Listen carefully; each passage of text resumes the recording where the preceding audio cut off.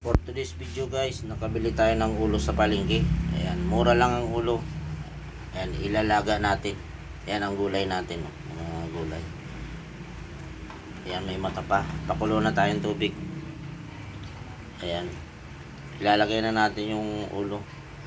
Kulong-kulo na. Ayan. Palalambutin lang natin to guys.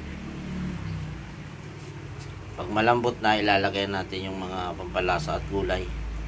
Yun, simple lang. Tapos kagad, luto na. Ayan, palalambutin lang natin. Haluin lang natin guys, kasi nakaibabaw yung iba. Lagay natin ng sibuyas at luya. Pampatanggal ng lansa guys. Ayan, kumukulo na. At palambutin lang natin yan guys.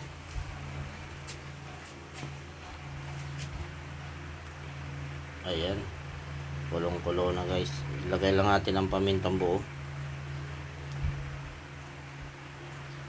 Ayan, nilagay na rin natin yung utak na nasa plastic para maluto.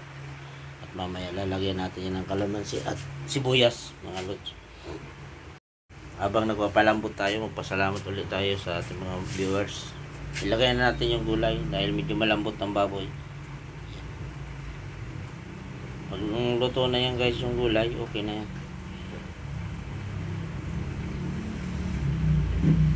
Ilagay na pala natin dyan yung pork cubes. At may asin na rin, may timpla na rin yan. Palalambutin lang natin ang gulay at okay na.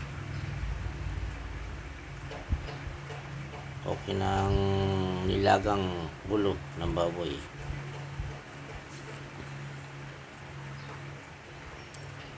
Ayan guys, okay na, malambot na yung gulay.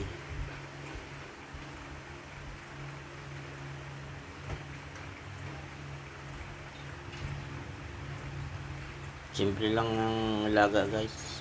Kailangan mo lang palambutin yung ulo. Ayan na yung utak, tanggalin lang natin. Bukod natin sa mangkok. Lalagyan natin yung kalamansi at sibuyas. Okay na yun. Ayan na guys, luto na.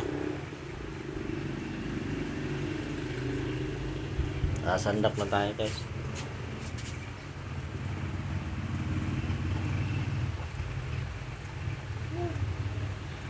Malambot na yan guys. Ayan.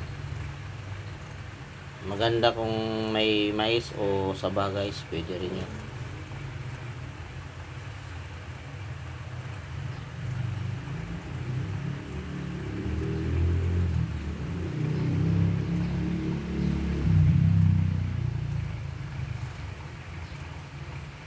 Ayan.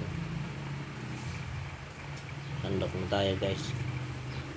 Kain na tayo.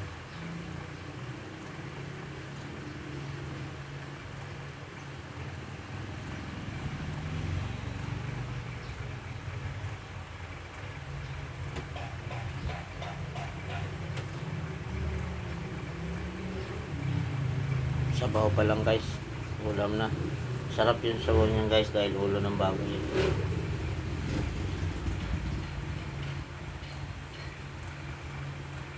Kailangan lang talaga may luya. Kung may tanglad, mas maganda kung may tanglad.